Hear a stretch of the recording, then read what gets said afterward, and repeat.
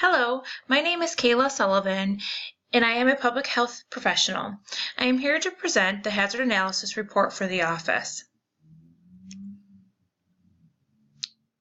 The intent of this presentation is to provide background information on the chosen work site, review a hazard analysis report, the recognition, evaluation, and control of the hazards found in the chosen site of the office, summarize the findings from the completed site analysis, and provide professional recommendations.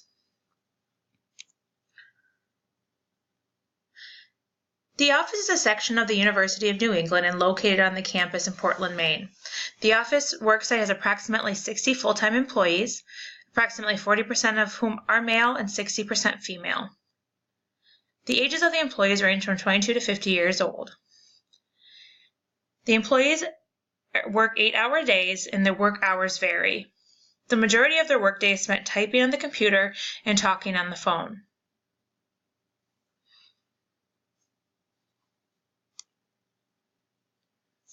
From the conducted hazard analysis, one of the first hazards identified when analyzing the workplace was that the use of computers for their staff duties. It was noted that the employees at the office spend at least 5 hours or more of the day on a computer.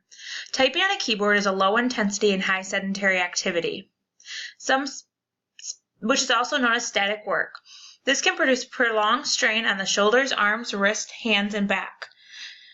Some specific adverse health effects of computer work are eye strain and effects upon the musculoskeletal system.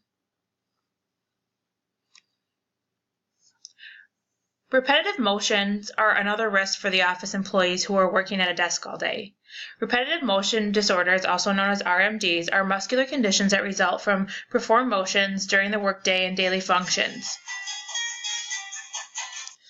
RMDs are also caused by too many uninterrupted repetitions of an activity or emotion, muscle fatigue, incorrect posture, overexertion, and awkward motions.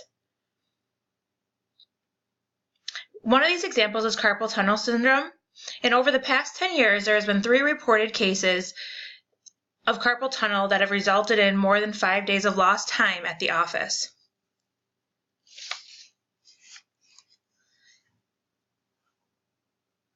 Stress hazards from work can be enhanced by the use of ergonomics for computer work. Using ergonomics as intervention would be beneficial for the office. The goal of the ergonomics would be to prevent soft tissue injuries and musculoskeletal disorders caused by sudden or sustained repetitive motions.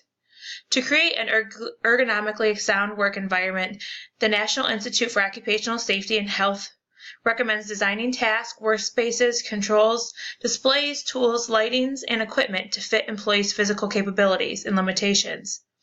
This can include examples such as position of the desk, equipment in the office, the posture while typing, and the placement of hands and wrists. It is important to consider ergonomics when developing interventions for the office worksite. This goal would be to reduce stress and eliminate injuries associated with repeated tasks, overuse of muscles, and bad posture.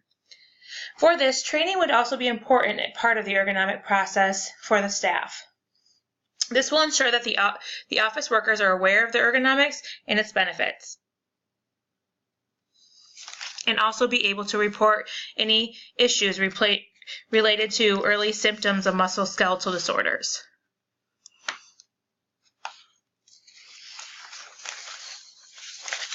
Another hazard that was found was glare. Glare can be caused by monitors, screens, and sunlight. Glare can cause discomfort and decrease a person's ability to see. Poor lighting can affect the quality of work and can be a health hazard. Temperature was also a small issue found in the office. It was approximately 77.9 degrees Fahrenheit. OSHA recommends employees maintain a workplace of temperatures in the range of 60 to 78 degrees Fahrenheit.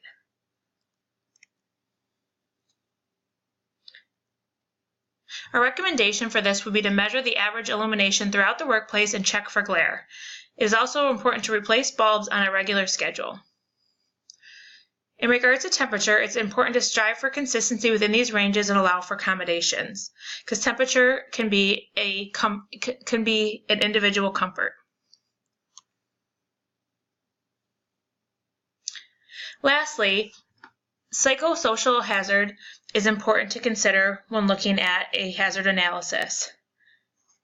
Psychosocial risks arise from poor work design, organization, and management, and they can result in psychological, physical, and social outcomes such as work-related stress, burnout, and depression.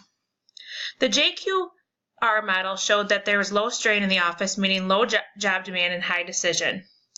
Those staff are not required to take breaks, and the duties in the office may inherit meaning or do not utilize worker skill.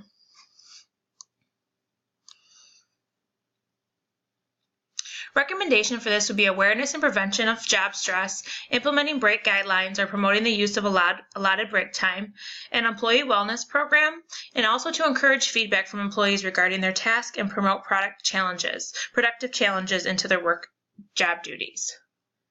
Opportunity to engage in challenging tasks and learn new skills.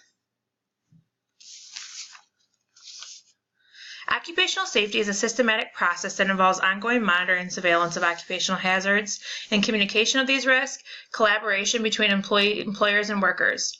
A strong commitment by management is critical for the overall success of these recommendations. I appreciate your time and thank you, and I look forward to hearing your feedback from the report.